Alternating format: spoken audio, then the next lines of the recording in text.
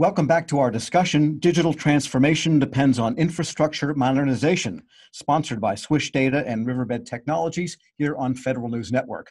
My guests today are Sean Applegate, the Chief Technology Officer at Swish Data, and Marlon McFate, the Public Sector Chief Technology Officer at Riverbed Technologies. I'm your moderator, Tom Temin. And Sean, before the break, we were talking about SD-WANs, that is software-defined wide area networks. Tell us in more detail, what is a software-defined network? And then what are some of the benefits an agency would get by switching from a hardware-defined network?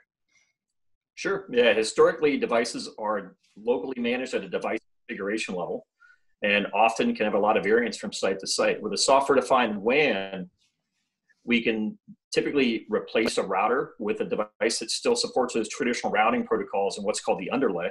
And then on the overlay, we can implement much more intelligent traffic engineering and security and performance policies that are managed through a central controller with intent-based policies that are very adaptive to the environment.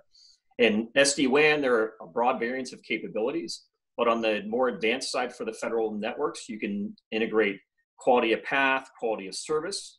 We can also integrate advanced security policies like next-gen firewall, IPS capabilities, and also service chaining for third-party capabilities so you can expand and adapt your needs to the branch.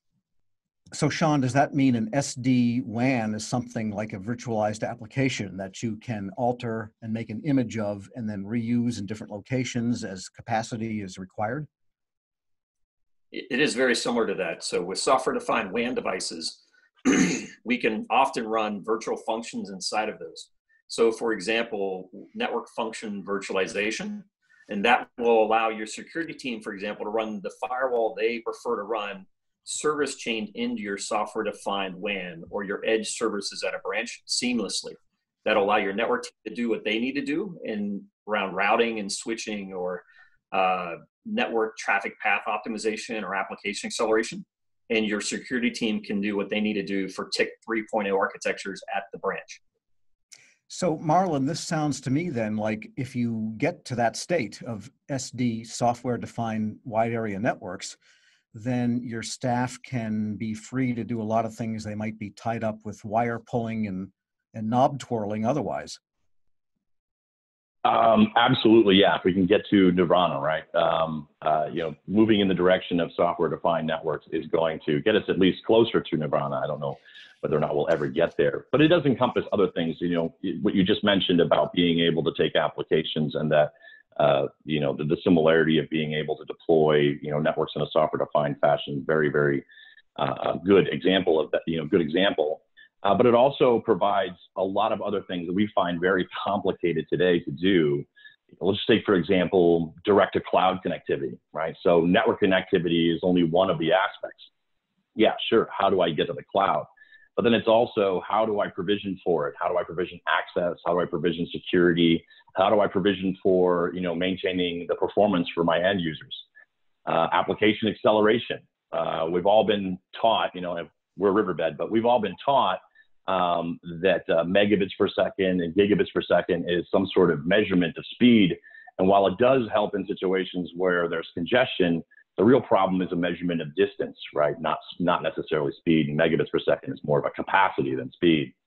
Analytics for performance and for security. If you can't see it, you can't fix it. A better workforce experience, regardless of the location, including if they're working from home like we all are right now.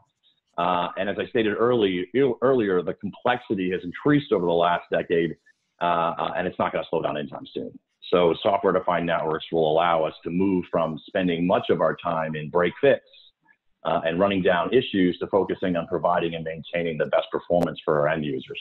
Traditional, static, and inflexible networking technologies need to be innovated, and SD-WAN allows you to deploy those innovative capabilities on top of a legacy network.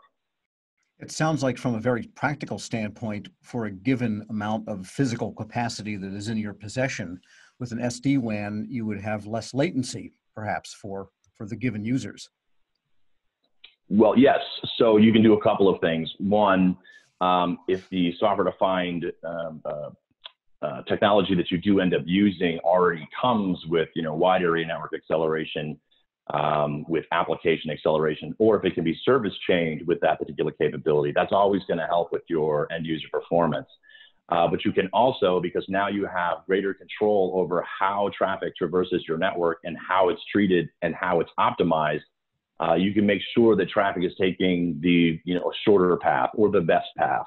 You can also implement things such as, if I have multiple paths, which one is performing the best right now, and making sure that my traffic goes down that particular path, as opposed to being in a traditional network forced to just continue going this static way, regardless of how my performance is currently behaving. All right, we're going to take a short path to a break here before our third and final segment. I'm your moderator, Tom Temin. This discussion is Digital Transformation Depends on Infrastructure Modernization, sponsored by Swish Data and Riverbed Technologies here on federalnewsnetwork.com.